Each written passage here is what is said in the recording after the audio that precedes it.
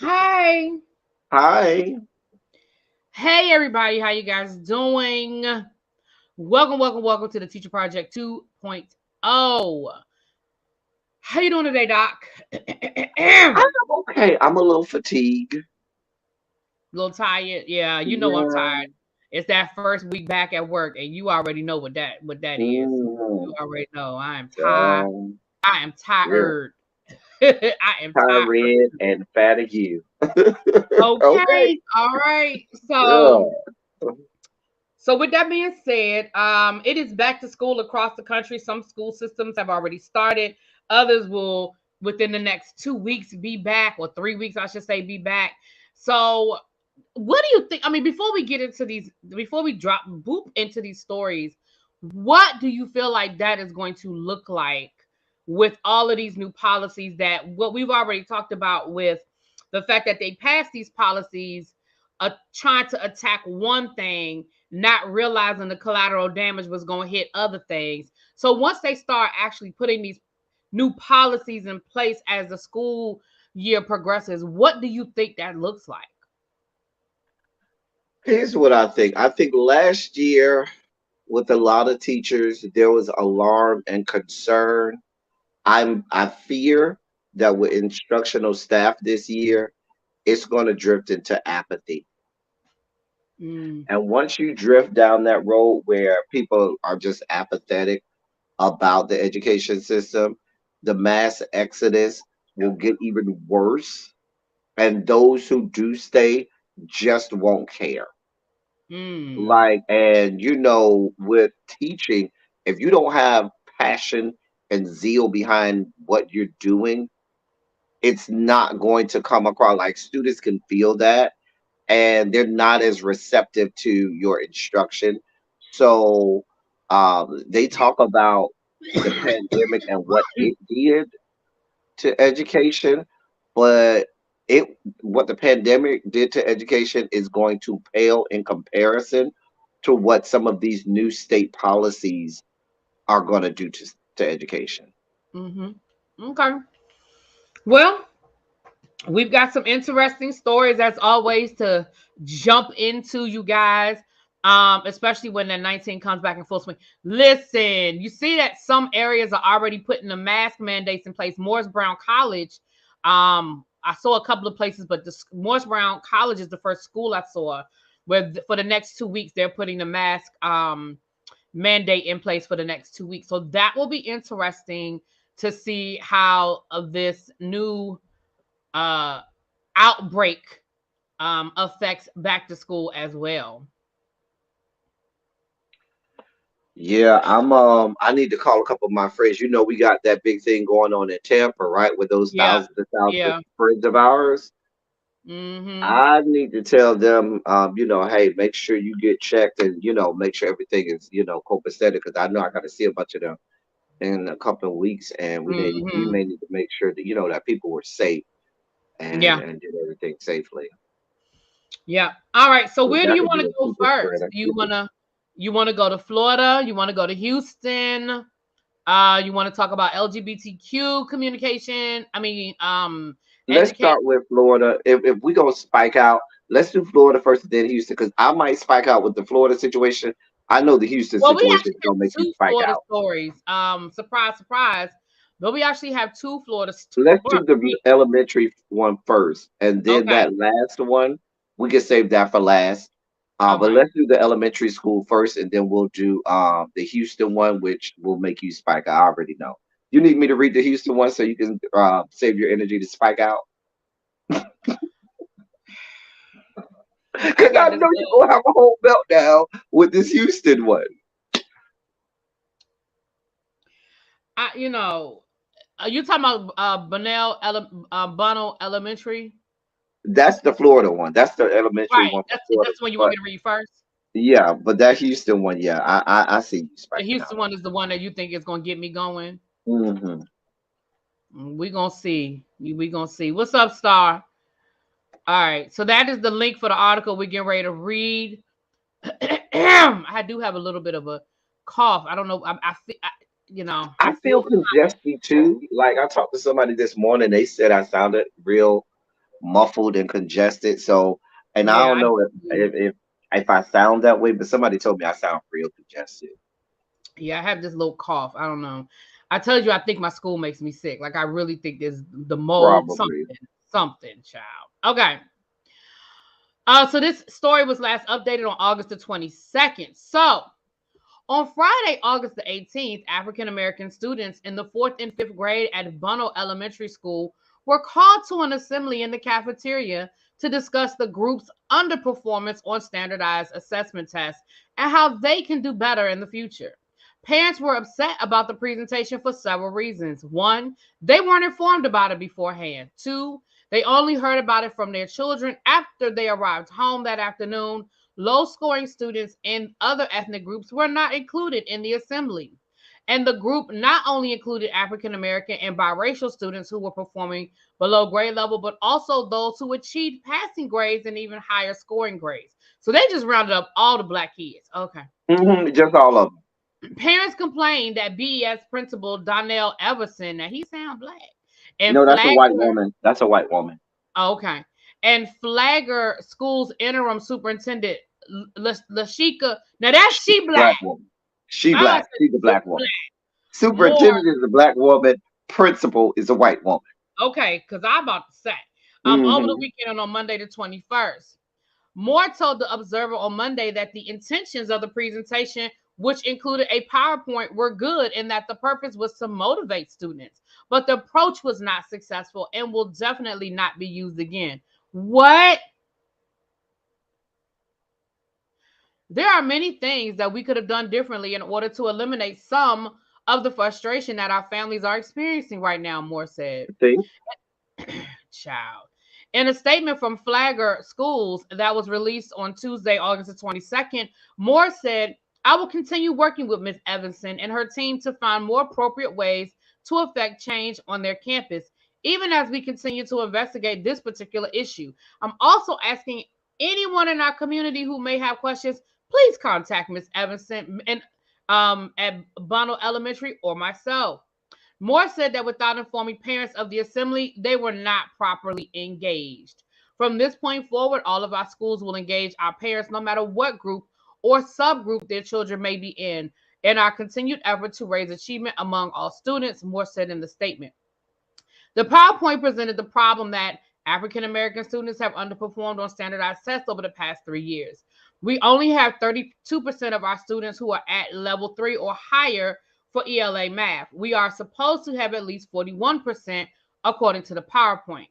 The solutions include each student committing to earning a level 3 or higher on all standardized assessments, concentrating on scoring 75% or higher on all curriculum based assessments, and committing to maintain high ready scores within the individual track. The FAST, or Florida Assessment of Student Thinking, challenge was presented in which students would be matched up against an opponent. The student achieving the higher English language arts and math scores on the FAST test will be rewarded with a meal from McDonald's. Oh, don't forget Chick-fil-A because you got to put Chick-fil-A in there too. From Yeah. McDonald's. Three parents told the Observer that the group was told that students who are not responsible in school are in danger later in life of Go ahead and read it. Go ahead. That's what you read. You're reading it. of being shot and killed or going to jail. The statement was not included in the PowerPoint, and the students were told by Everson that she did not approve that beforehand. Moore said the district would be investigating that portion of the presentation. Just that portion? Mind you, they got typos and errors, grammatical errors in the PowerPoint that they presented to the students, but you're preaching to them about better test score. Go ahead. I'm sorry. I interrupted you. Sorry. The situation is way crazy. None of this would have been a big deal if they brought everyone into the cafeteria. This is coming from a parent, Nicole Alaves. I hope I'm saying it right. Nicole, whose child was included in the group, said the situation is way crazy. Oh, I just read that. Alaves said that she has contacted a lawyer.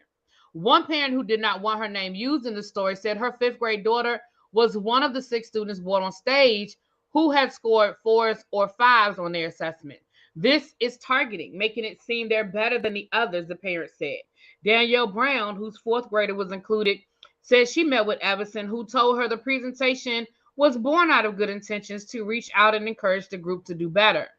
We should never take one race out. I don't think you should tell children, statistically speaking, your race isn't doing as well as the others.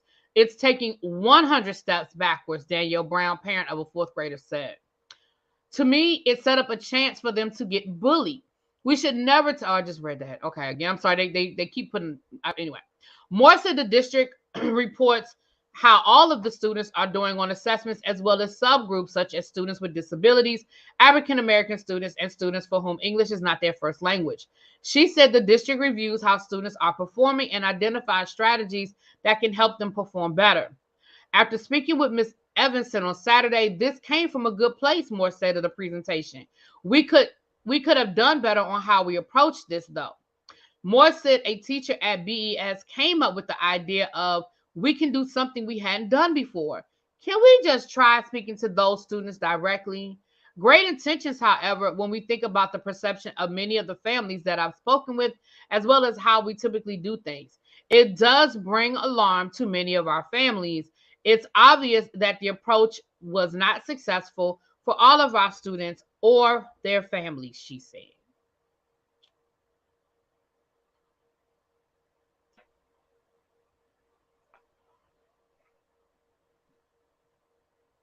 See, this way I'm about to spike out. We ain't even got to Houston yet, and you ready to spike out? Go ahead, go ahead, go ahead. Listen, this is what I hate. I hate when people I hate when people skip over what the real issue is.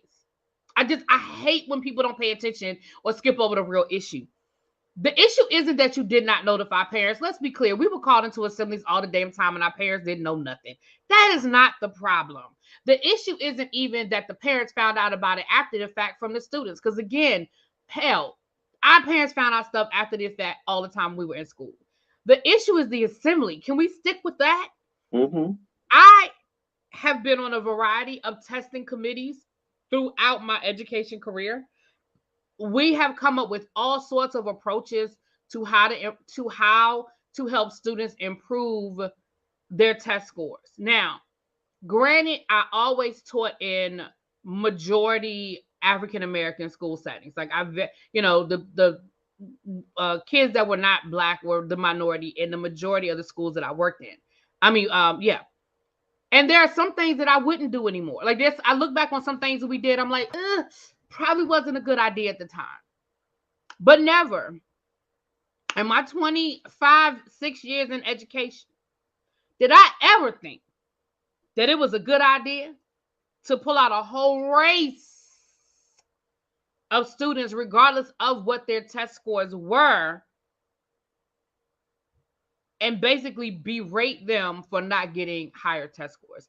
Why are we not? And I'm very upset and disappointed in this superintendent that is defending this as if the intentions were good. There's nothing good about you telling me that you pulled out every black kid, regardless of their test scores, because again, you had the kids that did well, as well as the kids that did not. So it didn't matter their test scores, and then had a whole assembly with a PowerPoint, regardless of whether the words were misspelled or not, with a PowerPoint, which means you put plan into this. That means you sat down and you pulled you put some thought. And at no point in time did anybody in that room say, y'all, I don't think this is a good idea. Like nobody stopped and said, y'all, we might want to backtrack this thing. And explain to me, like, if y'all didn't have a white assembly plan, a Latino assembly plan, an Asian assembly plan, I don't understand what the issue is, because I know that all the rest of them kids didn't pass the test. You know how I know? Because if all the rest of them kids had passed that test, y'all would have y'all 41%. Y'all would have the percent you need. There's no way in the world that every other kid in that school did what they were supposed to do, except for the black kids, and y'all didn't get y'all 42%. That just don't, statistically, that don't even make no sense, because clearly the African American students in this school are the minority if you could pull all of them out and have an assembly with just them. They clearly didn't make up the majority of the school. That don't even make no. Go ahead, El Teddy, because that don't even. I can't. There's so many things inherently wrong here.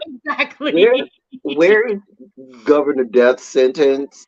Because you and the Florida Department of Education are always screaming, "Oh, we're here to protect the students and the students' feelings and emotions." We had a whole removal of real American history for the protection of students' I mean, of students' feelings and protecting how students feel about themselves. Oh, I'm sorry. That only applies to the white students because we're protecting the feelings of white students, but black students, yeah, let's go ahead and call them into this uh, assembly, tell them that they're going to die or go to jail. That's what we're telling them, right? You're going to die and or go to jail because you don't pass or don't get an appropriate score for this assessment. And that's not supposed to hurt that child's feelings, right? But we're not here for protecting that.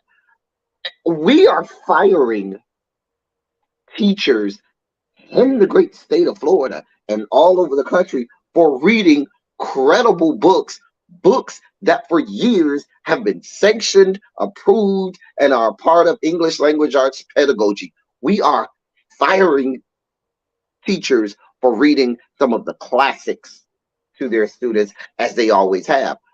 But you have a whole principal one, having a whole racist assembly with racist tropes and diatribes being spewed at this assembly, and they're being protected by the black female interim superintendent at that. Make this shit make sense, because that's what I'm trying to understand. I'm really trying to understand that, because the white kids that scored low on the test, no problem with them. Let them stay, and no smoke for them, nothing being said. But the blacks, we have all the smoke. I'm trying to make sense of the nonsensical here. Why is this principle still there? Because teachers, instructional staff, yet again, really be. Do you know you could be charged with a felony just for having a library within your classroom? You could be charged with a felony, I've been trying to tell these people. not just fired, charged criminally with a felony, but you allow people to be openly racist to children, openly discriminatory to children, and nothing happened. It's explained away. Everything is okay. We see what's going on here. And you got people trying to kick the can down the road, trying to distract you and do all types of things to, like you said, really be to get your eyes off of it. Because, oh yeah, all we need to dangle in front of a black kid's head is a McDonald's Happy Meal or some garbage. Are you kidding me? That's what we're doing. That's really what we're doing. Now, pedagogy says what you should have done was you should have, first of all, if the problem is that they have low test scores, your solution is not to just call them to an assembly when they ain't in class no more. Newsflash, they're not in class. They're not receiving instruction while you're having this whole ass assembly where you're being racist, discriminatory. So now you pulling them from class, which you admit they probably need. Where is the addressing of the teachers as well? When did that happen? I'm just saying.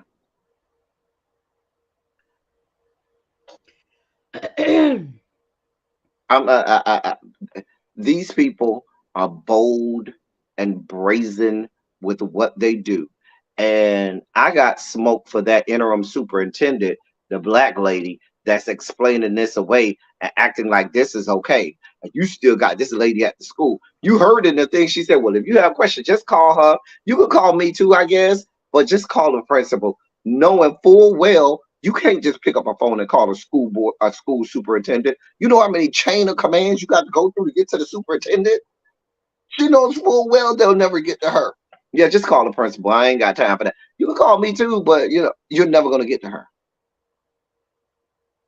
She's the one who I have a problem with because she was supposed to check that principal. She's the one who was supposed to say, yeah, boo, let me come talk to me. We'll send an interim principal over there. But right now, yeah, you need to come talk to us downtown. Come sit down here for a few months. We got some questions. But none of that happened. None of it. And I don't think anything's going to happen. They've already explained it away. They'll wait for the news cycle to pass by and keep it moving. I think I sent you. I put it in the group chat. I think where there's a group down in Florida that's opening up freedom schools for Black kids. Hmm. Yeah. At this point, I've at this point, I'm just saying, start y'all own schools down in Florida. Like at this point, just pull the kids Oh, out. oh, I forgot. I, Start I, your I own left school. this article out. I started to use it, but then I said no because Texas is now looking at PragerU and thinking about approving the PragerU program. Yeah, that one. The one that was approved in Florida, Texas is talking about. Yeah. Oh, let us get some of that too. I just didn't include that.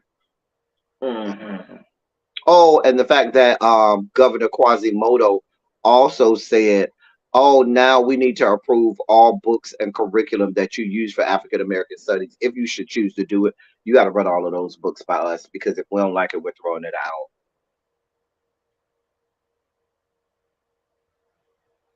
hmm This is America.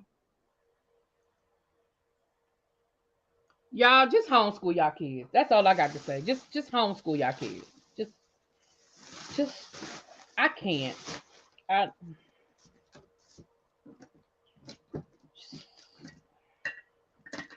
I'm irritated. Okay, we just can we I'm going. Next story. I can't.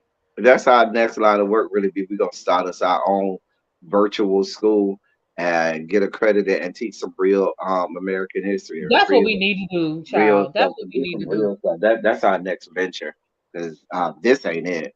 This is not it. I Y'all send mean, y'all kids to our virtual school. Y'all send them to our virtual school. El Teddy got the English covered. I have the social studies covered. We're fine math and science, child. I can do science. Okay, Actually, I'm good. certified. All subject areas 5 through 9. I used to be. I'm not anymore. I'm just secondary now. Okay. Let's. Secondary, they got me just English and gifted. Okay. Do y'all want to go to LGBT? No, we were going to Houston. Oh, okay. No, I'm asking. Okay, let's go to Houston. Yeah, if I'm Oh, gonna spike out, let me just get it out of the way now. God, just let's go to Houston. Yana says she would pay. It's crazy. It's crazy that teachers are telling parents to homeschool because of how bad it's getting. It is absolutely crazy, and I mean every word of it.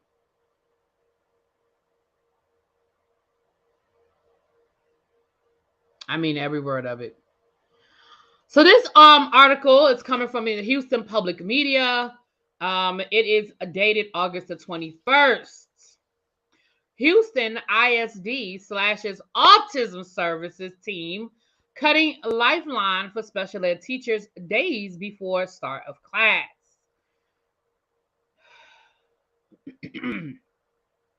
State appointed Superintendent Mike Miles is overhauling the long troubled underfunded special education department in Houston's public school system. Recent staffing cuts have raised concerns about whether teachers will be ready for the start of classes, especially those who serve autistic students requiring specialized instruction. With the start of classes 1 week away, special education teachers across Houston have lost access to an autism service team that one educator describes as our lifeline. The team consisted of about half a dozen itinerant teachers who primarily supported educators working in structured learning classrooms, which specialize in serving students with autism. Houston ISD confirmed that those positions have been eliminated as part of an organizational overhaul. The itinerant teachers are the first person we call when we have a crisis in the classroom, or if we get a new student and we need some support, said an SLC teacher who requested anonymity. They're invaluable for brand new teachers. I don't know what I would have done when I first started if I didn't have them, who came in and basically helped me get my classroom started. After the Texas Education Agency appointed Mike Miles as superintendent in June, he began a major overhaul of the central office, including the elimination of more than 2,300 positions and the reorganization of the administration into four divisions. According to a district spokesperson, those four divisions will each have a special education unit consisting of a director, a manager, and two coordinators. The itinerant teachers are still on payroll and will be allowed to apply for other positions. And if hired, we will still provide support. If hired, we'll still provide support and coaching for SLC classrooms, but to much more defined group of campuses. Okay, I'm sorry. I know I have to pause right there. So they're going to be allowed to apply for other positions, but they're still going to use them in that role just for more specified class. So what if they apply for a position as a math specialist? So you're going to expect them to do their job as math specialists, but still go out and help support teachers who teach students with autism? Is that I thought that what they were saying was um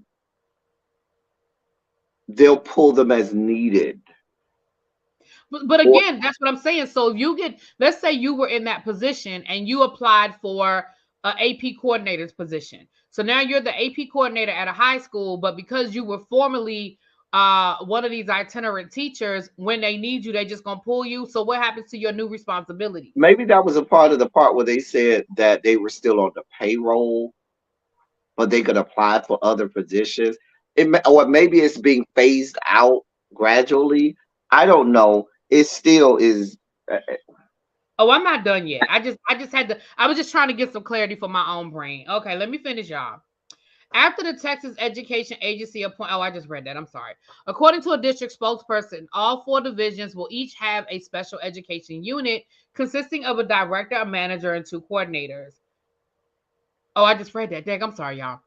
It's not the same level of services, the SCL teacher said. It's not specialized for autism. Many of these people would ask us to contact autism services because they didn't know what to do. While focused on SLCs, the Autism Services team also assisted with students placed in general education and other settings upon request. Team members were notified last week that their positions no longer existed. The elimination of the team came with the beginning of the school year around the corner. For many students with autism, a highly structured part of a class is essential to their success through the year. Students with autism have such unique needs. They just need very particular things in a classroom structure. If the structure is not there in the classroom, students might try to leave the classroom. There, they can also be behaviors, self injuries, behavior, aggressive behavior. According to the district, over the past week, SLC teachers were provided with opportunity to participate in the SLC specific professional development. Yeah, because those are so effective. And all teachers and support staff can continue to access additional coaching and professional development throughout the school year. But that training wasn't led by an autism specialist team.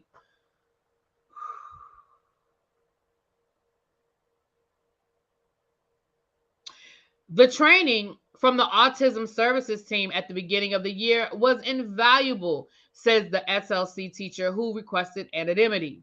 It would be like 3 days of really intense training just on autism and how to set up a classroom for students with autism. We didn't get any of that this year. Not every SLC is the same. Some focus on students with more severe cognitive disabilities requiring an alternative curriculum. Others are tailored for students who need socio behavioral support but can still access the general education curriculum. There are about 120 SLCs in the district. Sasha Alvarado, excuse me, daughter is entering the third grade at Lovett Elementary, where she was placed in a general curriculum SLC when the family moved to Houston in December. I honestly really feel for these teachers because they did an amazing job last year. The district also recently slashed 21 independent contractors who assisted with special education evaluations and services. After the contractor positions were cut, a spokesperson emphasized that Houston ISD has not released special education teachers and that the district was currently recruiting for special education teacher positions.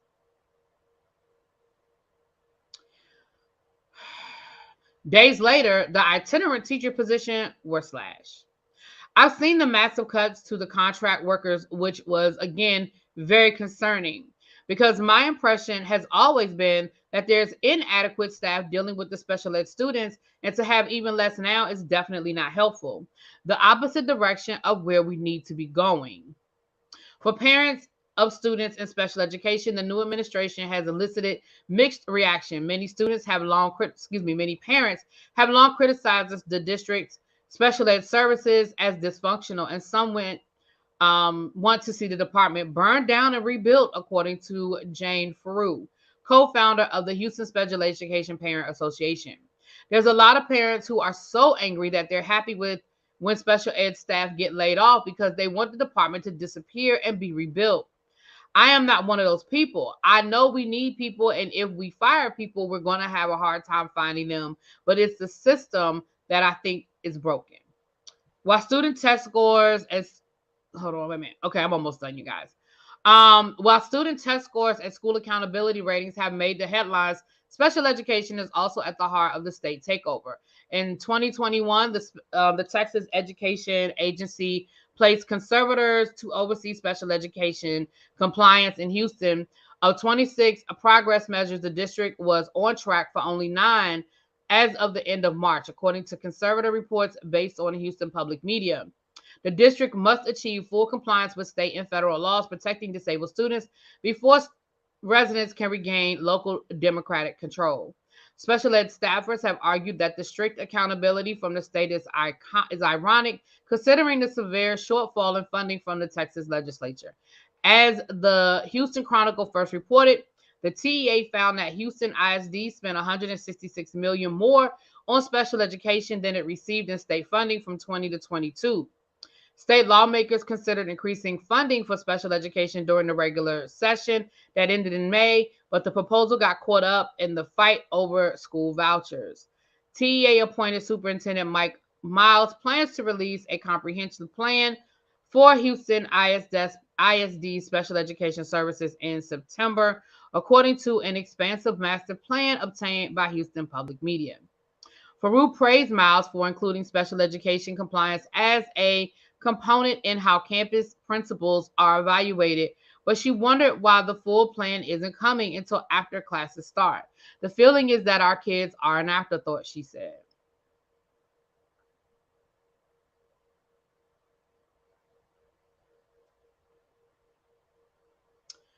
Um,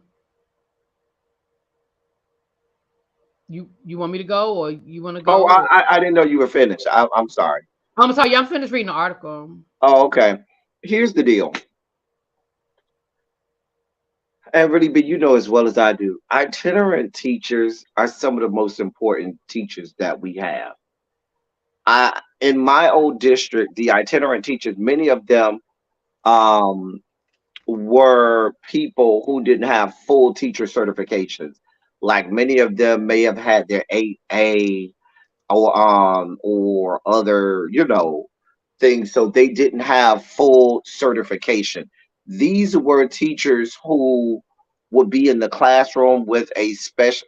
Usually, they were in there for two types of students: the severely emotionally disturbed, or those people who had those emotional were emotionally disturbed in terms of the autism spectrum, and had those issues, or had severe physical limitations and disabilities. So these would be people who would be in like those, SLC classes with those students, and the times when those students would go to a general ed class because maybe it was an elective or an enrichment class, and you had to go to a general ed class, they would follow those students to make sure they provided, the extra accommodations. You know how it is really be. If I got a class, I've had English classes where I've had like 45 kids, and I've had 16 or 17 kids with accommodations. I, one person, don't have the means to make 16 or 17 accommodations in one class period. It's virtually impossible. And then you have some students who have extra added accommodations more so than the norm. You have the normal ones really be, um, repeat instructions or, write it out, certain ones. But there were ones that were extraordinary. And that itinerant teacher used to be right there and no, don't worry about it. I got you. And they would sit there with that, student, make sure they had the accommodations that they needed, make sure if that student was having a bad day and acted out, you as teacher could say, hey, Miss So and so or Mrs. So and so, go ahead and work with little Bobby and Bobby, and they will go over there and work with Bobby, and that will help you be able to facilitate instruction for the rest of the class because really be an autistic student, a student that has emotional disabilities, they can disrupt the whole class. And now the whole class is getting no instruction because the accommodations for that one is not being met. So you telling me I'm removing all of these itinerant teachers? That means you're saying there's no value to their what they do, and I think that they're going to be in for a rude awakening when they see and they realize what the hell were we thinking? Whose idea was this that said that these people were expendable and we could just get rid of all of these teachers as if they weren't of value? It's going to become one of those you don't know what you got till it's gone situation. And then you find yourself in, they're going to find themselves in non-compliance with a lot of federal laws. They're going to find themselves out of compliance in terms of providing the true accommodation. Because if I'm a parent and I find this out, I'm going by the letter of that IEP. You better have documentation for every single word, syllable, letter, and character of my child's IEP and accommodation. Because if you don't, we're going to have a problem. And the answer to that problem is not just moving them along, because you know what they'll do. They'll say, well, just pass them along, and the parents will leave us, and the parents won't bother us. No, I need my child to have true and real instruction. It's about to be a mess, really. Be. I'll let you go because I know this your area, special ed. So basically, what you just said is what I was going to say. That last part of what you just said. So in the article, it said that they're already under a state receivership or conservatorship because they're in violation of special ed regulations. What's going to happen next is the Department of Education is going to put them under federal receivership, and it's going to be out of their control and out of their hands. I worked in DC. You guys know that I worked in DC public schools. We were under a federal receivership. It was a lawsuit called Blackman Jones. You guys can look it up and Google it. DC was under that receivership for, I mean, I know it was well over 10 years.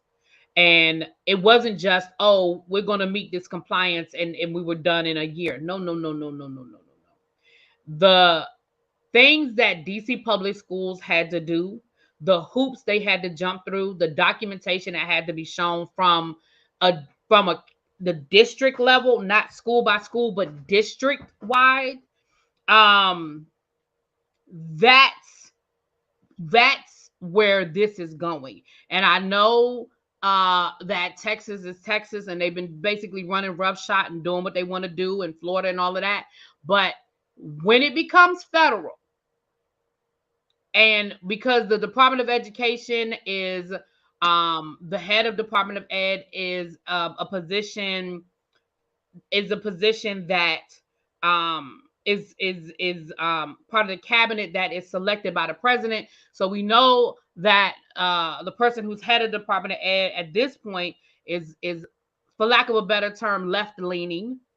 They're not under this, this Texas Florida mindset that we've been talking about. And what's going to happen is, and like, and I ain't gonna be politically correct right now. What's going to happen is you're going to get the wrong parent with the right bank account making the right phone call to the right people, and this going to be a problem. Those autistic students who are not, like El Teddy said, are not getting their services, and it is documented that they're not getting their services.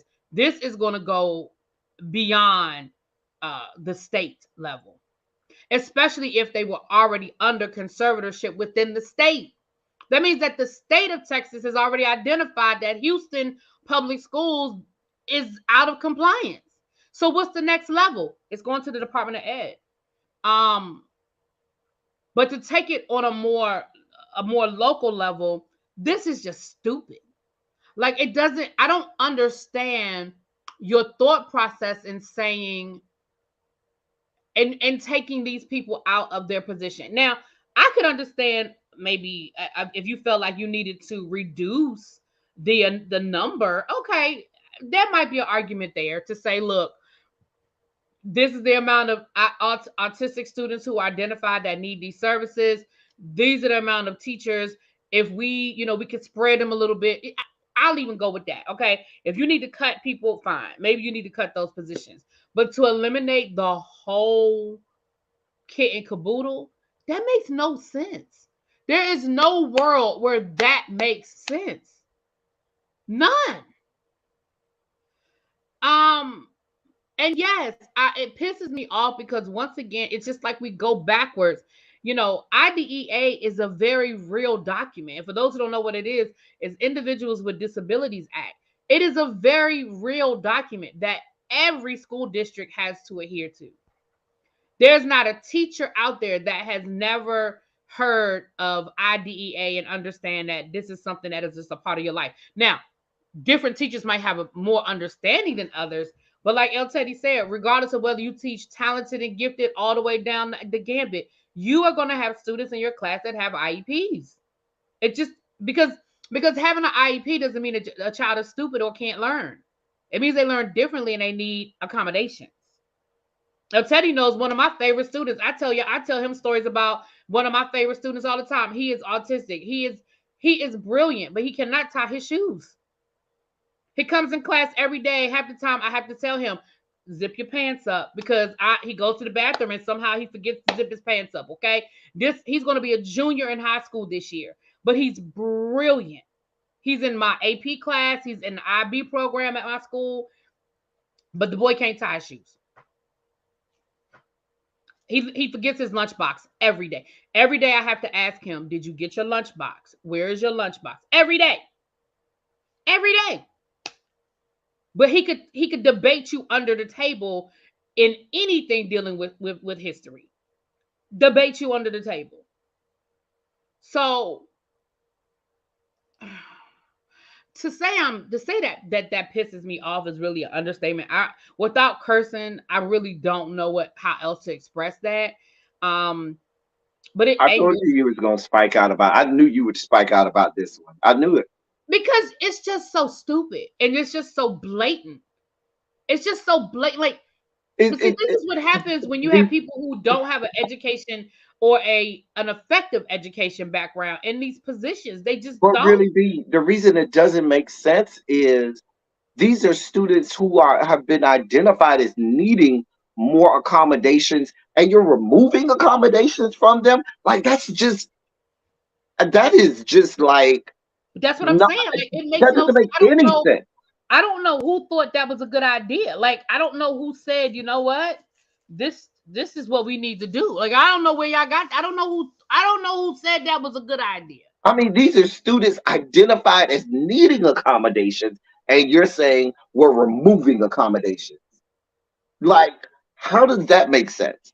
I guess they're going with the whole, how people fight forest fires by lighting a fire. You know how that's a way to stop forest fires by lighting a fire. I don't know. Maybe that's what, I don't know. I can't even make sense because you can't make sense of the nonsensical. But, you know, the problem is by the time the federal government comes in and swoops in and does what it needs to do, what is going to be to the behest and detriment of thousands of students in the Houston area. Houston has the third or fourth, the third largest school district, I believe, in all of the country.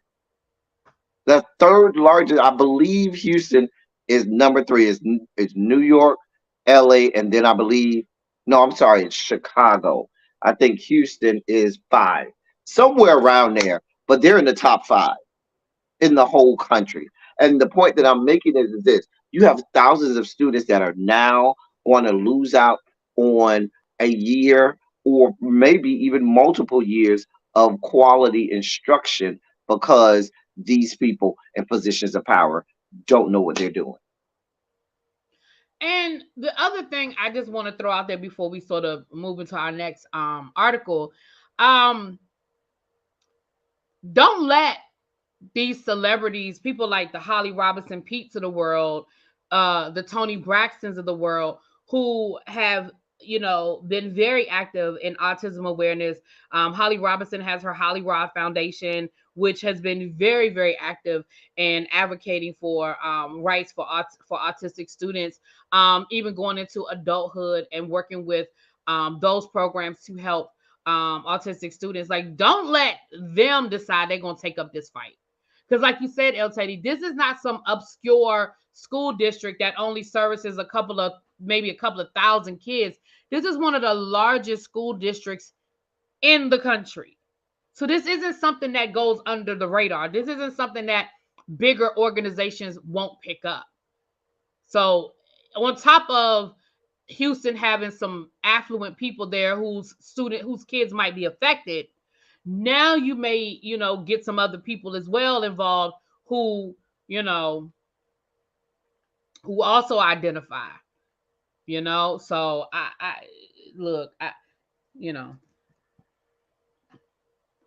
we'll, again, as always, you guys, we'll try to keep you guys updated on any updates if anything comes out. Now, let me say this too, like El Teddy did just say, that's not something that would happen tomorrow. Like, the feds are not coming in tomorrow.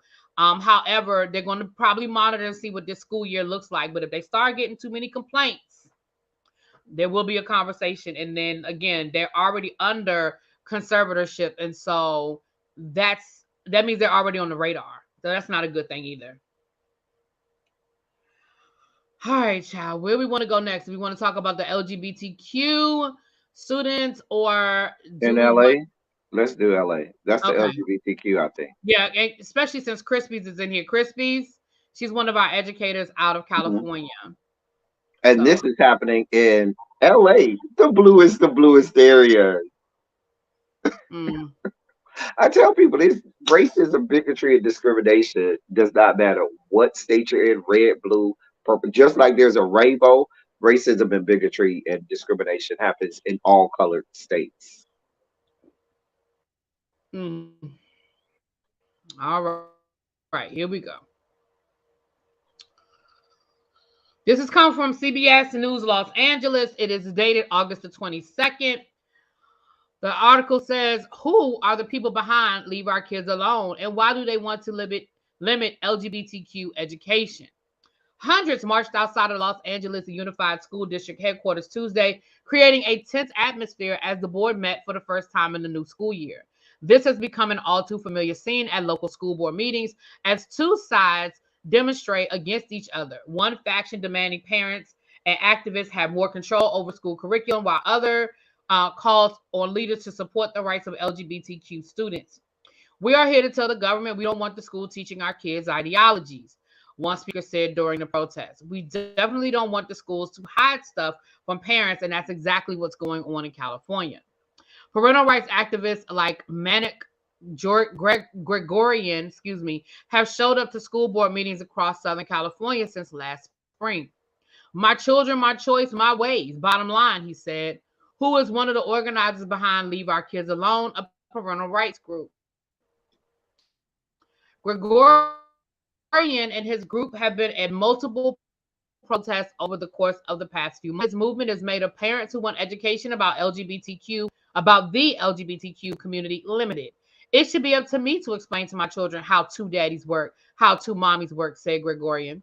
When asked if his children meet kids in school with two mommies or two daddies, he responded by saying, "That's different. If that happens, if you see it in the street, that's different." The group spreads its message through its Instagram account. Their Leave Our Kids Alone claims to stand against the government's attempts to indoctrinate kids and separate them from families. Inside Tuesday's meeting, LA School Board president called their message hateful rhetoric. "We don't have the luxury of just rolling our eyes about these people," the board president, Jackie Goldberg. "This is sustained hateful rhetoric. Ours is a district that includes and values all children, no matter ethnicity, immigration status, gender identity, socioeconomic status, race or ethnic background, or the neighborhood they live in." LAUSD and other districts have claimed that they are simply acknowledging the existence of LGBTQ people and there is not a sexual component to the curriculum. District leaders said they are simply being inclusive. "Here, haters will never win. Not in LA," said Goldberg. "At times, demonstrations where Leave Our Kids Alone are present have led to violent clashes with counter protesters. In the protests outside of LA USD headquarters in Los Angeles, the police department dispatched some officers to help with the two groups, the other being By Any Means Necessary apart. By Any Means Necessary is a coalition aimed at defending affirmative action, integration, and immigration rights and fight for equality. During the protests at 3rd Street and Beechtree Avenue, the LAPD personnel formed two protective skirmish lines to protect both groups from acts of violence and to ensure their First Amendment rights. The department said in a LAPD, hold on, said in a, oh, no, that's right, said in a LAPD said they tried to create distance between the two sides because of the previously violent interactions between the two sides, said the BAMN refused to move. As a result of a series of confrontations between the police and BAMN, officers ordered both sides to leave, according to LAPD. Three people, two from BAMN and one from Leave Our Kids Alone, were arrested for defying the order. I'm just sick of, it's funny to me how it's different if your kids see it on the street or if your kids find out about it outside of school, but in school it's indoctrination when it's the same information. The baffling part is you're over here screaming, "My kids, my choice." Sir, you're absolutely right. And there's an option for you to homeschool. And you can have all of the choices that you want. But I may have kids as well. And it may be my choice as well to say that I do want my children to participate in that. See, at the moment where you say, "Oh, my students, my choice, my kids, my choice," but you want that to spill over into everyone else, now you're violating another household. Now you're trying to dictate another household. And they're just saying, we need to be inclusive of everybody, inclusive of your child and these other people's kids. What you want is, if it ain't what I want for my child, then nobody should have it. And that's where we have the problem. The problem isn't, let's make this what we are, meeting everyone's needs. The problem is everyone's needs better be the same needs I think my child has. Notice I said I think my child has, and that's going to be it. Because in most cases, these parents have no clue in terms of education, true and real education, of the vastness of real and true instruction and pedagogy and what that really involves. I'm not telling parents what they need to do in their child raising and child rearing. But what I am saying is, in terms of instructional education, there's a lot of holes in parents' idea of what education truly is. And when you decide, well, hey, this is what I want my child to learn, and that's going to be it. You're as dangerous as when you have people who have certain religions and they go to the hospital with that child, and the doctor says, "We need to perform surgery right now or give them a blood transfusion." And they say, "Well, no, I'm not going to give my child. I don't believe in that. My religion says I don't need to give my child a blood transfusion or have them have this surgery. So we're just going to take them home and pray to God." And you see how dangerous that is? for that child, and that child doesn't even have a choice. The parent has made that choice for them. That could be to their possible entire life. And imagine if those very same people with their religious beliefs about what they should and should not do with the child medically was then made law. And you told every parent now you can't have blood transfusions no more. All kids can't have blood transfusions or these certain types of surgeries no more because of these people who have this religion and want their religious belief put on everyone else. And as asinine and as dangerous as that sounds, and people equate the danger of when it involves physiologically and the medicine and the biology of the medical field, but understanding that mentally and educationally, if you do the same thing to a person, it has the same effect, and in many cases an even worse effect. And that's what we have going on. I'll let you go, really, because I could stand on my soapbox forever with this. I really could. At this point, I just, I'm gonna be honest. I'm so sick of feeling like I'm saying the same thing over and over again as it relates to this. Listen, nobody is trying to indoctrinate your kids. Nobody can make your kids gay. Nobody can make your kids non binary. Nobody can make your kids pansexual or transgender. Nobody can make your kids that. Now, I mean, if you believe that, then that's another conversation. But I'm telling you that they cannot make you. No one is indoctrinating your kids and making them identify in a way in which they weren't already thinking of identifying. Maybe we're giving them the right words or the right language to use. But to say that this is indoctrination and, I don't want somebody else explaining to my kids what two mommies and two daddies means. Why? It's not a complicated conversation. It's not a deep conversation. Two mommies, two daddies. I think that's self-explanatory. I just I don't.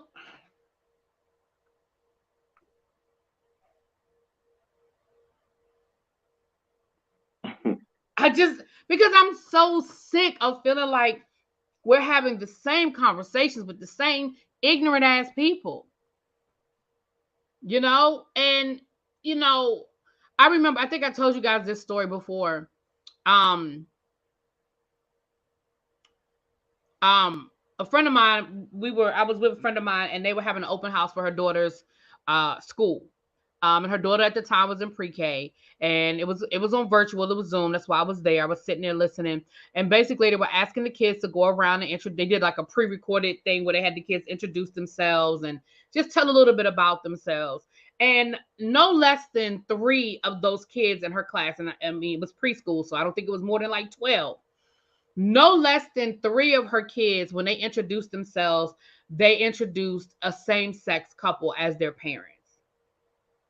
My mommy's name is my other mommy's name is my dad's name is my other dad's name is, and you know what didn't happen? Nothing. The world didn't end. The ceiling didn't drop. Uh, People didn't slam their computers down and stalk off. The kids did not come home and say, you know, mommy, so and so is weird. Like none of that happened. You know why? Because it's just not that big of a deal.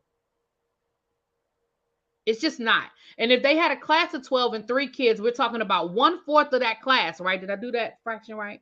Hmm. One fourth of the class has same sex parents. So here's the reality: you guys are becoming more and more of the minority in this world. So just deal with it and get over it. And I'm sick of y'all. I'm sick of all y'all. I'm sorry. We do have one more story. Do you want us to wait till next week and hold on to it? It deals with same sex bathrooms. Or do you want to keep going? We don't have to. That one was about the fact that now it's not just public schools, it's private schools. Okay. Citizen Jane is, I don't know what you mean make an elective. Make what an elective? I don't understand what you're saying. Because there's not they're not talking about a class that they're teaching. We're talking about like for example, when we talked about last week with psychology, it is a part of the curriculum. When you talk about sexuality, it's just a part of the curriculum. So it's not an elective. Psychology is already an elective. So again, parents don't have to opt in. I mean, with students, it's an elective already. And if the parents don't want their kids to participate, guess what? They don't have to. And the sad part about it is, you telling me to wait for parents to to teach certain things, that would be very irresponsible. Because most parents, let me help you understand something, ain't talking to their kids like that. They just aren't. Think about it in this way. Imagine if we in America said, we're going to wait for white parents to come along and allow for integration. We'll just wait for that. It's the choice of the parent. No, we're not going to let black people go to all schools because a lot of white parents don't want their kids in the same airspace as black kids because they think that they're animals and that they're dirty.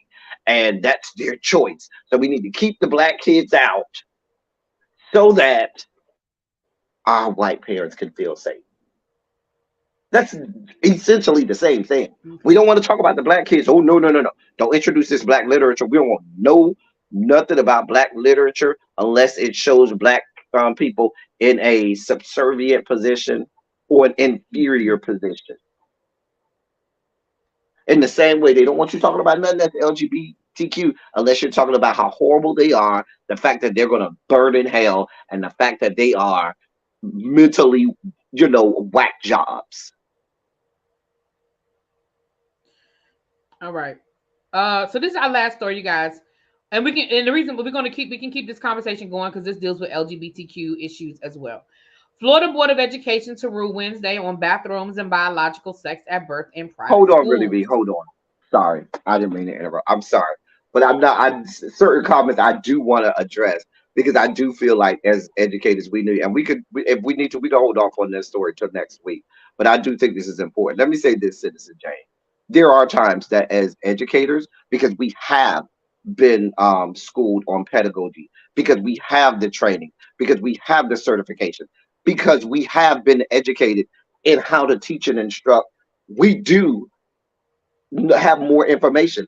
In the same way that doctors that go to medical school know what to do in order to perform surgeries, in order to give a prognosis or diagnosis and say, hey, here's the problem with you, here's the problem you're having right now with your body. Here's the problem your child is having with their body because they've gone through training, because they've been skilled in that, because they've been provided with instructions, they have experience in that, and they have been given the tools over the years of education to do that. So if you're saying that parents who have no instruction on pedagogy, no instruction on education, how to teach, or even all of the different aspects of the various subject areas that there are in education are just as equipped as teachers, then if that's the case, do away with the whole education system, just all out, because But that's essentially what you're saying. That's a very negligent and divisive statement to say that,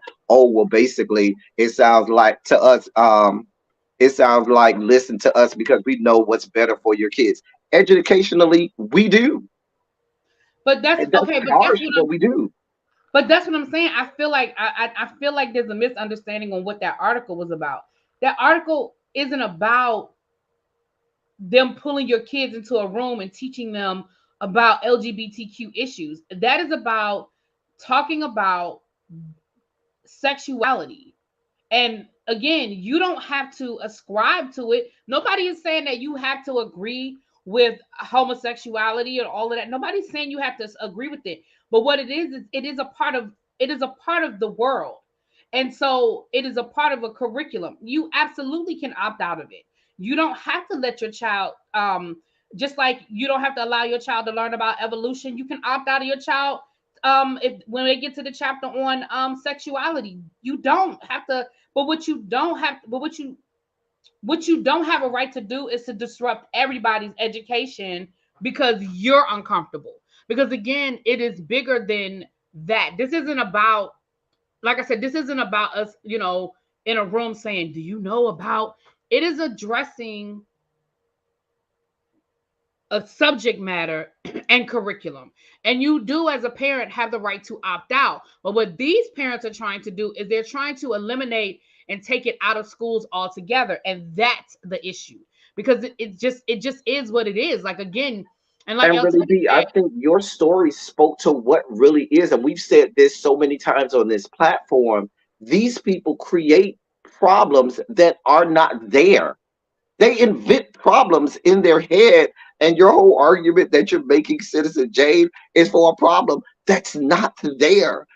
So you are falling for the sauce, as the kids say, because you're attaching yourself to the talking points that those discriminatory and bigoted people make. They have these talking points, these dog whistles that they throw out there to make you believe in your head that there are these problems that legitimately are not there. I can tell you, when you get to the classroom, it's just like Really B said. A child may come up, hey, this is my mom so and so, here's my other mom so and we're very happy to be here. And we sit down. We're not going into no whole dissection about, oh, here's the gingerbread person. That's not happening until way off in high school. And even when it does happen in high school, we're either in a biology class or maybe a psychology class or some high school level class where that's a part of the curriculum. Now, are there other times in some of the other, maybe I would say eighth grade and up curriculum, you may read a novel and maybe a character in the novel, and as you're, analyzing that novel, maybe one of the relationships in that novel involves people that have, same sex or whatever. That may happen. And in those cases, like Really be said, you can opt your child out. If you don't want your child to participate in a biology class where they're breaking down human sexuality in a biology class, you can tell your school, I don't want my child learning about human sexuality in school because I don't feel like school is a good place for my child in their 10th grade biology class to learn about sexuality. so I'm gonna say this because I don't want to get, I mean, I don't want Citizen Jane to feel like we're beating up on her because I'm not. But you're the one, you wrote the comment. I wanted to address it. But also, I don't want us to get caught up because I think I just feel like the point has been made. But you said you think that we're comparing apples and hand grenades, like a conversation. If Holden is gay and Catherine the Rye, that is at least eighth grade and appropriate. So then why is that appropriate to have a conversation about a character in the book being gay, but we can't address a student who has gay parents? I don't understand the difference. That's the part where I get confused. But um again, I mean, you have a right to feel the way you feel, but I just feel like Tracy said, I think it's, you know what, this is a good way to transition to the next article. Tracy's point is valid. My father my father was born in 1933. What he was taught in school is definitely not what I feel like I need to learn in 2023. I had a conversation with a friend of mine, and this was a while ago, and we were looking at, I don't even remember what we were talking. We were talking about a TV show. And he was like, I just don't understand how every time I watch a TV show now, we always got to see a gay character. Why all of a sudden now it's just gay characters are everywhere. I said, no, gay characters have always been, gay people have always existed. They're just now being seen. It's the same thing with black characters. For a long time, there were no black people on TV. Then all of a sudden, every TV show had at least one. And it's the same thing with gay characters because now they are literally coming out of the closet, literally and figuratively. They are becoming part of the conversation. They didn't just pop up. This isn't new. Trans people isn't new. Non-binary isn't new. Pan isn't new. They just have labels for it that they didn't have before. A person being attracted to both sexes is not new. None of this is new. It is just that we just have words for it. We have a rainbow coalition, as El Teddy likes to call it. Okay. We are just being seen. And to be honest, I know people hate when people compare black folk to the LGBTQ. I'm not comparing the struggle. I'm just comparing the visual, the being visual of being seen. You understand? So to me, El Teddy, I'm I'm gonna not let doing this with Tracy. I ain't doing this with Tracy. you. So again, I don't understand the difference between being able to discuss a gay character in a book and not addressing, or I ain't even gonna say discussing, but acknowledging, I think, that one of my students has a gay family. I don't And understand. really the other scary part is some parents are very, very homophobic, very bigoted. And if you tell a child that that's only relegated to the household, the same household where they may be subjected to abuse, both verbally, mentally, and physically, because of who they are, just trying to live, and their only outlet may be at school where they have professionals who know how to handle and deal with these situations.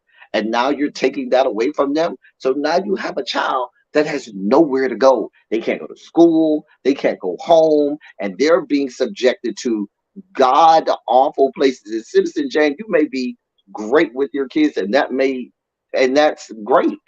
But there are a lot of households where that's not the case. It's just not being learned. And you may have a household with a mom and dad say, I am staunchly Christian, or I'm staunchly Muslim or Buddhist or whatever religion, and we don't believe in that, and that ain't a part of what I am. But this child is still an individual, and they know who they are, and they're saying, yeah, mom, dad, that's how you feel, but that ain't how I feel. You could try and force feed that to me, but I know what I'm dealing with, and I know what my body is. And now they have this constant 24-hour space where they don't have anywhere to go, where they can authentically say, I just want to be me. And that is why we have so many kids that are out here committing suicide, harming themselves, running away from home, and doing all types of things that it's just awful to think about. And I'm sorry, really, be if I took over on that, but I know what that feels like. I understand fully how that being flushed out, what that feels like, where you have nowhere to go. And now you have people that are outwardly attacking people, children who are simply just trying to live and be themselves, who are people actively saying, we're going to erase you. Yeah, we don't want any parts of you. We don't want you to be seen. We don't want anything. We don't want you to express yourself. We don't want you to be seen. We don't want you to be heard. We want you to be shoved over there in that closet and just be quiet about it. And we're not going to even mention you. We're just going to act like you're not there. And do you know what that does to a person's self worth? That makes anybody feel like, I don't want to be here anymore. I'm sorry. I did go on a soapbox. I'm sorry. I'm sorry, really, be. But It's I do okay. get passionate about that because I felt that. I know what that feels like. And until you know fully what that feels like, you're always going to be like, well, that's not that big of a deal. Oh, well, it's okay. Oh, da da da da. Until you are in that situation where you are the object of that hatred, and you become the object of that discrimination, and you become the object of that oppression, and you're fighting with everything in your power just to be seen and or heard. I wish I could live in, today's society as opposed to what I grew up in where I couldn't say anything or do anything about who I was. I'm sorry, really. Go ahead, really. I'm gonna drink my You sure? water. Mm-hmm. Okay. Well, this article is really quick, and since we're on the topic, we might as well just go full throttle. Um, this is coming out of Florida. I already read the art. I think I already read the headline. It is dated 11 hours ago, so earlier today. It's coming from the Islander Media Group.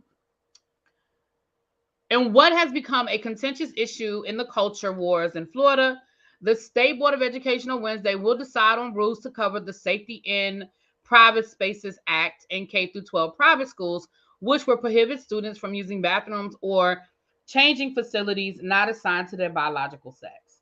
The rules came about from legislation in HB 1521 passed in May and signed by Governor Ron DeSantis. The law that went into effect July the 1st finds that females and males should be provided restrooms and changing facilities for their exclusive use, respective to their sex, in order to maintain public safety, decency, decorum, and privacy. It extends to public buildings, correctional institutions, and schools. That includes private schools as well as Florida public schools. The opposed rule does provide exceptions for unisex bathrooms or changing facilities. In addition, beginning July 1st, 2024, the Attorney General may bring a civil action to enforce this section against any covered entity. The Attorney General may seek injunctive relief, and for any covered entity found to have willfully violated this section, the Attorney General may seek to impose a fine of up to $10,000 according to the law. As to the proposed rules, a section would be added to the private school annual survey required to be submitted by private schools annually that says private schools must comply with the applicable requirements of the Safety and Private Spaces Act pertaining to the use of bathrooms and changing facilities by males or females based on biological sex at birth. The survey, meant to be filled out by private school owners or chief administrators, must be submitted by April 1st of 2024 and otherwise relates to topics such as schools, programs, information, and demographic breakdown of students and graduation information. By submitting the survey, the private school would ensure that it fully complies with the Safety and Private Spaces Act. The Florida Department of Education did not immediately respond to the Phoenix request for comment. So I'm just gonna say this, and I promise you, I'm just done with it. Um, I feel like there should just be a separate unisex bathroom for people. For I just feel like it should be. I I'm tired of fighting about bathrooms. I've always said I don't understand why we can't have unisex bathroom. Hell, when I'm in the bathroom with some people, I don't want to see you. You are doing some of the nastiest stuff in the world, either going number one or going number two. Just to put a bathroom, put a bunch of stalls in there, and baby, you go in there and have at it, okay? And just leave it at that. It's just not that big of a deal. It's really not. Because ain't nobody going in there to look at you. Please be clear. The only restrooms, this is all about male ego and male patriarchy. Why? Because the only restrooms where you can see, and this ain't all of them, what somebody else is doing, is a men's bathroom. And that's only where you have the urinals where there's no divider between the urinals. So that's the only time. Other than that, nobody sees what anybody else is doing when they go in the doggone stall. So just make it unisex, put stalls in all of them, and baby, go have at it. I'm just That's, saying. I mean, I think we should just start having family. Like you have the family The bathrooms. family restroom, Just have it everywhere. just have the one stall bathrooms that are unisex, so only one person goes in at a time. Let them do what they got to do, and let's move on. Like honestly, I'm so sick of arguing over bathrooms. I promise you, I am, because at the end of the day, like I'm gonna tell you, the other day, um, I went to the male bathroom at my school because it was a one stall bathroom. I had to go, and somebody was in the female bathroom. Now, granted, it was an adult bathroom. It wasn't. I mean, we're not allowed to go in the kids' bathroom anyway, but it was an adult bathroom. But let me tell you something. When I gotta go. And I don't care. I don't. Long as it had some place for me to go. Like it's just really not that serious. Just let people go to the bathroom. That's just like I started a couple of story on my channel with the little 10-year-old little boy who was arrested because he was using the bathroom behind his mom's Yeah. car. That cop got fired, thank goodness. That was just stupid. So let me say this again. I know we're over our hour, and I don't want, and again, Citizen Jane, I don't want you to feel like we're beating up on you, but you're talking, so I just want to respond. I don't want you to feel like we're not addressing it either. You said that I'm gonna read exactly what you said because I don't want to misquote you. You said, I don't want to take away. Hold on. All right. No, I don't want to take away one-on-one confiding, but they are in the minority. More kids are affected by bullying, but we focus mostly on sexuality when the issue is bullying, for example. So let me ask you this, and this is coming from an educator, somebody that deals with it, El Teddy as well. You do realize that a lot of the bully behavior comes from homophobia, right? You do know that the oh you're acting gay, oh you're just a effing the F word, oh your mom's gay, oh you do understand that with education and with taking the stigma out of it, you do understand that a lot of the bullying that we deal with comes from a lot of that. Oh, you act gay. Oh, no homo.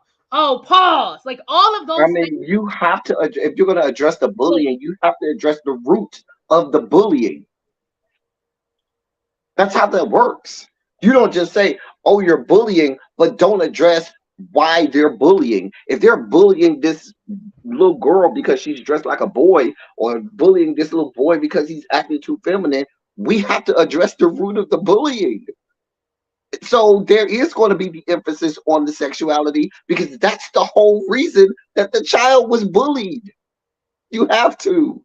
That's how that works.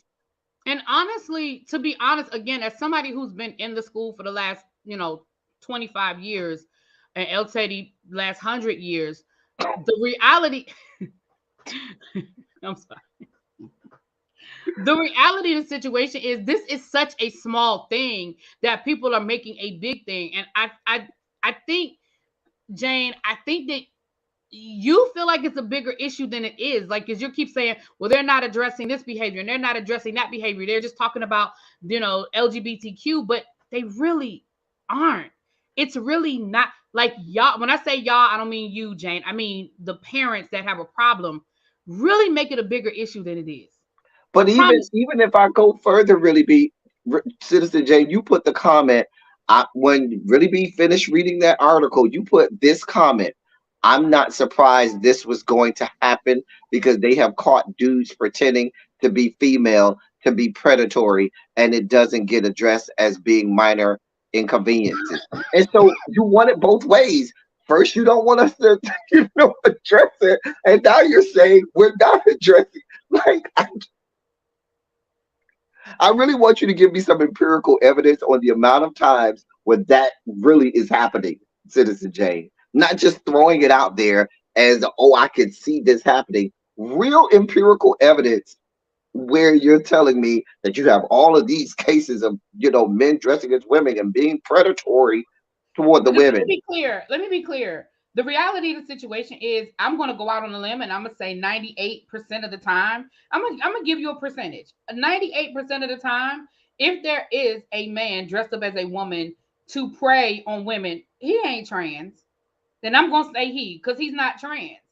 He is absolutely doing exactly what you said he was doing. He's dressing up to harass or do something more serious in that setting. I promise you that you have been in the bathroom with trans women and never knew. They went in the bathroom, they did what they had to do. You didn't know what was between their legs. They came out, they washed their hands, and they went on about their business. I promise you, it has happened more times than not. And the people who truly identify as trans, they are not in there to harass nobody. They're not in there to prey on nobody. They're not in there to assault anybody. And for the ones that are, that's like saying that's like indicting a whole group of people because one or two people have violated. It's the same as when you do to black people, same you do to Latino people. Like, oh well, oh yeah, you should have known that they were a crackhead because they're black. Like you can't lump it all together. So, has there been a situation with a man dressed as a woman that went to a woman's bathroom and did something wrong? Maybe. I can't say it's never happened. But what I can say is they are 1% of the trans community, if they are even trans. Just because a man is dressed as a woman does not make them trans, or vice versa. Or a woman dressed as a man does not make them trans or part of the trans community. I promise you it doesn't. I mean, if I'm being honest, Citizen J, you're reaching at reasons to go against these communities. Now you're talking about people looking under bathroom stalls. Like, like it's just we're grabbing at straws here. And my thing is, this is what happens. This is how we get whole legislations, whole ideologies and ways of thinking about trying to find ways to be discriminatory or bigoted toward a group of people because you're just imagining, oh, people are looking under stalls. Oh, really? Really? That's now we're there. You understand what I'm saying? Like, I'm just, Exactly, Melly. We have to teach inclusion, and inclusion includes LGBTQ. Inclusion includes fat. Inclusion includes ugly, or I shouldn't say ugly. Inclusion includes, light skin, dark skin, Latino, Asian. Like inclusion includes all of it. And you're absolutely correct. We have to teach it all. We mhm. absolutely do. Otherwise, because we also, as K through 12 educators, have to prepare these people to enter the world, to enter the workforce. And when you enter the workforce, guess what you're going to deal with? All kinds of people. And guess what you can't do on your job? Be bigoted and discriminatory. And your answer can't be, well, my mom and dad never told me that there were gay people out there, because that's going to get your ass fired. Yeah. So anyway, you guys, we are well over our hour. Thank you, Citizen Jane. Again, I'm not picking on you, but you were talking, and I didn't want you to feel ignored or that we weren't addressing your comments. And we definitely appreciate you are one of our regulars here, and so we appreciate that. And I appreciate the dialogue because we definitely need to be able to discuss all avenues, all angles, right? Um, with that being said, you guys, we getting ready to get on out of here. Um, did you decide whether you're gonna go live or not, El Teddy? You're not? Okay. I may go live, you guys. I'm getting ready to sit down and I'm gonna look through the blogs and see if there's anything that tickles my fancy.